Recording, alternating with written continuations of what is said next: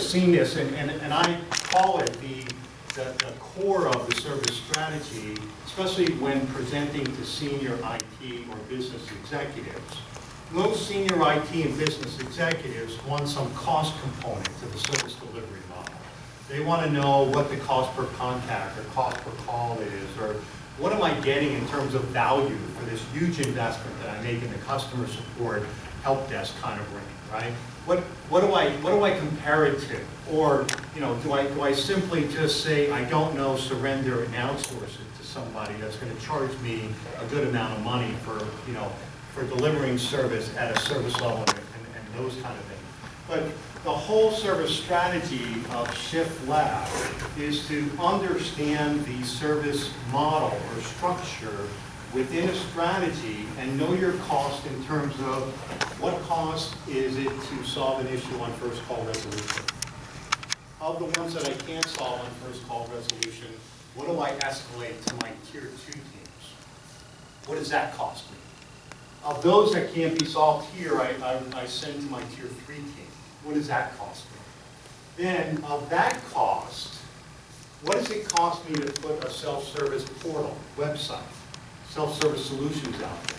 And what's the cost of having customers help themselves? And then compare it to what's the cost or cost savings of doing good problem management, good root cause analysis, and targeting issues that are repetitive and reoccurring for elimination through long-term solutions, through change management. Now, not everything is a technical fix. This recent assessment I did, we came up with about 10,000 calls a month that were being contacted by customers that just needed a simple explanation or a simple training module. We pushed out a self-service website where they could do service requests by themselves, right, without calling in. Well, the customers felt that it was a little too complicated. So the group did this whole webinar and put this webinar out on the SharePoint site.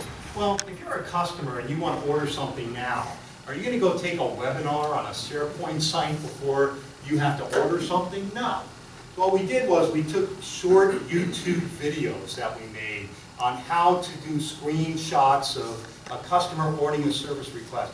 Right next to the service request, we put the YouTube video, right? It showed them if they wanted to order a computer, they clicked the video. It was about a 2-minute video of what to pick, what to choose, and why to do it. They watched the video and then they went and did the self-service on their own. Right there, right when they wanted it, instructions of how to use it. We watched the deflection happen of 25% over 6 months from calling to self-service because we helped them learn what they needed to do and how they did it, and we made it easy for them. Right? These are some of the things you want to start thinking about. I'm going to get into UFA, Use, Fix, Flag, and Add, which is the knowledge management strategy that I recommend everybody operationalize. But what are you doing at level 1 to understand what is or what are the calls that you resolve on first contact? To me, my first contact resolution list of the things that I can solve over and over again repetitively, that's the list I'm trying to push out to self-service. Now, most managers, or some managers, wouldn't want to do that because their metric for success is first call resolution. And I'm asking them to give that up and move it out to self-service. Some managers might resist that. But what if I measured first contact resolution at self-service and first call resolution at tier 1, and I combine the metrics so we don't lose it? And I tell my boss, hey, I'm pushing this repetitive stuff that I solve on first call that are not that complicated, putting it out on the website for the portal, and customers can access 7x24. Here's my adoption rate, here's my success rate, and here's what the customers think of it from the experience side. In any self-service situation, if you could prove 3 things to your boss, you're doing a great job.